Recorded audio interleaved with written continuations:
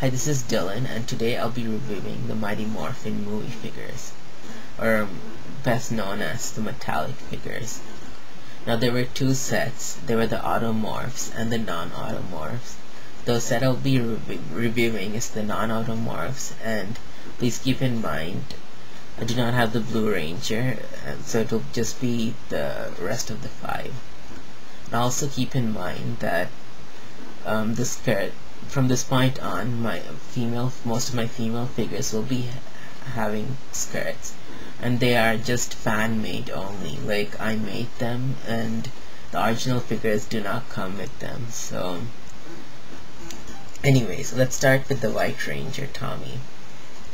The White Ranger Tommy came with a let me put him closer. Sorry about that. Came with a Saba sword.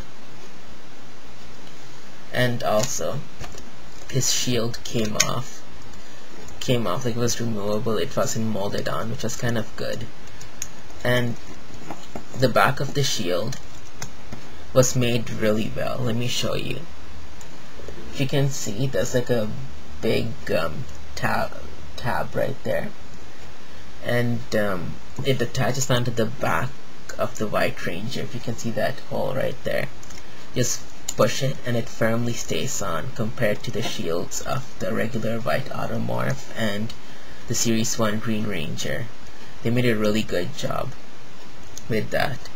And the Saba fits on, this fits on to the holster and it stays. This doesn't stay that well because maybe it's a defective Saba, I don't know, but sometimes it stays on well. So yeah, there we go. Yeah, it doesn't stay on that well sometimes.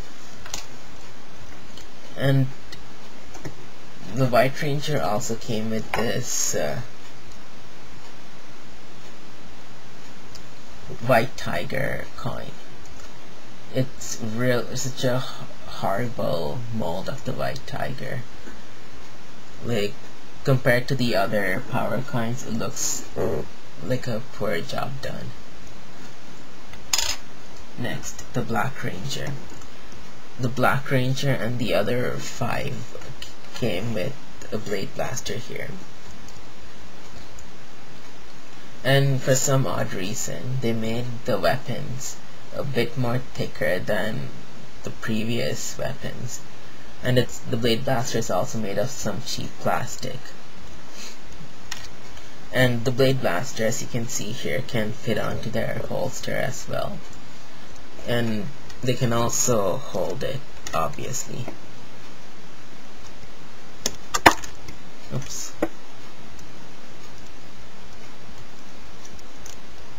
There we go.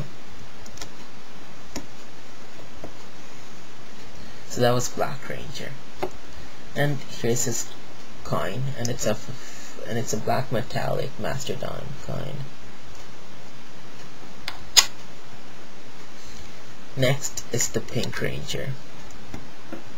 Again, please note that the skirt here is just a custom made skirt, and the actual figure did not come with one. Again, she too came with a Blade Blaster. Blade Blaster as seen here, and a pink metallic pterodactyl coin. One neat thing that I was never expecting was when I got these figures, that these figures have a male and female build. Like, the females have a slightly pronounced chest and are thinner than the males, which I found really neat because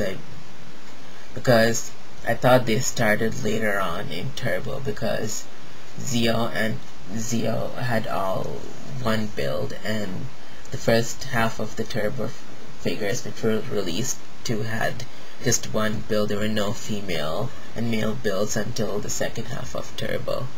So I was impressed, and I don't know why they didn't continue with that. So next is Yellow Ranger. Again, Yellow Ranger came with the Blade Blaster. Let me turn her. The Blade Blaster. and also a yellow metallic coin of the saber-tooth tiger.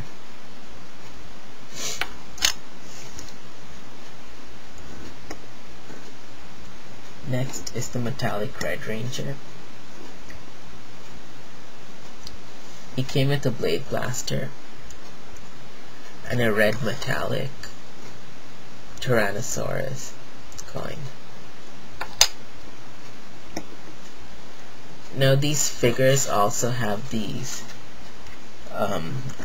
animal tattoos on their center, but this time they have the tattoos of the season 3 animals. Like the Red Ranger has the ape, yellow has the bear, pink crane, and black frog, and the Blue Ranger has the wolf. Now it was my mistake for not having blue because the seller had shown a picture of all 6 of them, and I assumed that's what I was gonna get, and I failed to see the description. So that's why I don't have blue, but I do plan to get him in the near future. Now, one thing that bugs me about them is let me show you red for an example. It's their hands. Because this is as far as they can go down, they can't go further down. And they really, like, when you try to post them together, it's really hard because you have to keep them at a distance, and they do not look really nice like that. But at the same time, because they don't have the automorphing feature, they have a more slimmer build. It's not like really like a block build like the previous figures. So they do look nice. It's just the hands, the way they made it, kind of puts them down a bit. As for pricing details, I've seen single ones go for pretty cheap, like $14.99. The cheapest I've seen is $11.99, but again, those are your rare sellers.